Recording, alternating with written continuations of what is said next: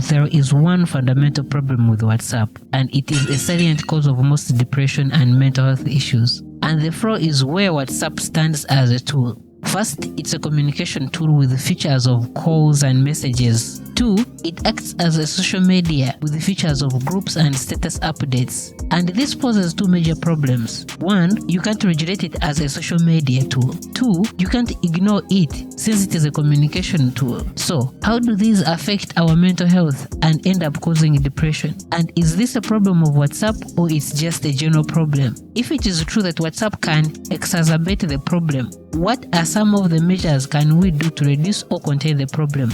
To understand this stance, I need to elaborate with an example. Have you ever been so busy with work and you are so much in flow, then a WhatsApp message notification rings, then you check. Let's check this message again. It's from the boss about work. On the face value, that's not a problem. But check the time it is sent. From this example, WhatsApp seems not to be the problem, but instead toxic people are the cause. From constant messages from your mom telling you that you have to get married, to WhatsApp group messages asking you about your life. Don't forget statuses where people post only good things about their lives while ignoring the negative aspects of their lives. This entity leaves you thinking it's you struggling alone.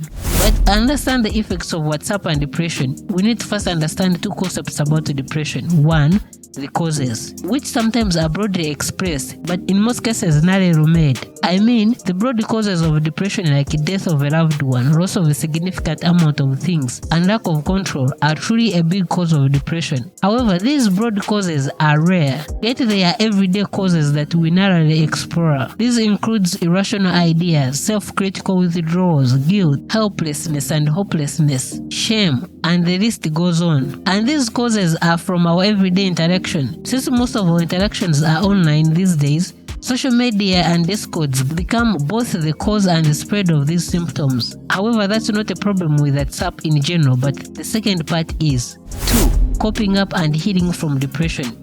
For extreme scenarios, you need medication, but in most cases, the following methods are more common than the above and include behavior methods like changing your environment, self-observation, and observing payoffs, emotions like relaxing and expressing feelings, skills development in getting support groups, and attribution retraining, to so much more. As you see, these are more of social aspects of healing from depression, and it's where WhatsApp gets so much destructive.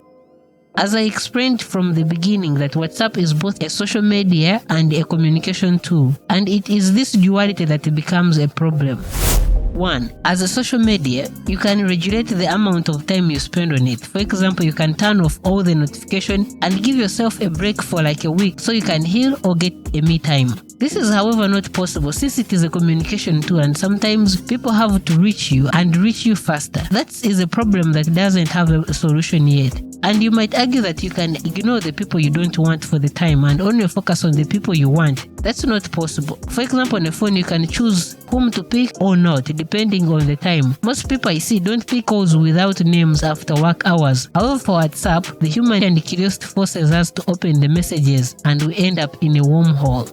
2. As a communication tool. For example, during work hours, it would be better to get messages and calls for business only. Messages from your brother asking you why you broke up with your ex should only come after work. Hence, for this observation, WhatsApp has for the most part become a depression zone, and yet most people tend to ignore this.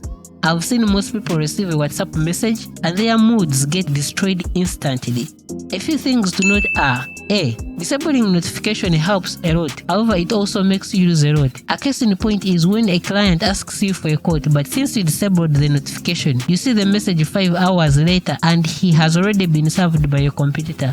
B. There are groups you can't leave. Some WhatsApp groups are great, fun, and entertaining. Some are boring and you can simply exit. Then there are those groups that are annoying and boring and you can't exit, like a family group or a work group. And in this group, there is a stupid colleague who is always saying we work for unpaid overtime. C. Statuses are a must. Yes, you can mute some people, but still there is a button that appears on muted statuses. The problem is that most people post useless things or things that are straight annoying. I'm looking at you, flat earthers. And you have to view them chronologically. As you've seen, it is hard to deal away with WhatsApp, and yet it's still not giving us a me time. Here are a few of my personal features I would like WhatsApp to have. By the way, if you use WhatsApp, share in the comments what features you want. The more engagement, the likelihood of WhatsApp watching this, and you never know, these features might be later implemented. 1. Contact grouping. Imagine a feature where you can create a contact category. For example, priority category, where the messages from these groups are always the first irrespective of the time they were sent, even their statuses being priority. Then the normal category, where messages of these contacts remain as they were. Finally, the worst category, where messages and statuses from these groups are hidden and you have to click like 5 buttons to see them. 2. Scheduling. If you could label contacts and then schedule them, for example, all numbers labeled family, their messages should come after work hours so that we avoid who texts us at 11 p.m. and tell us it's urgent. 3. The group feature. Here you can hide messages from certain contacts and also anonymously vote down their messages to let them know that they suck, just like Reddit. I would be using this feature every day. Some people are just straight annoyers, if that's even a thing. Before I go, there is a feature with WhatsApp Business for channel pages where you can follow the page.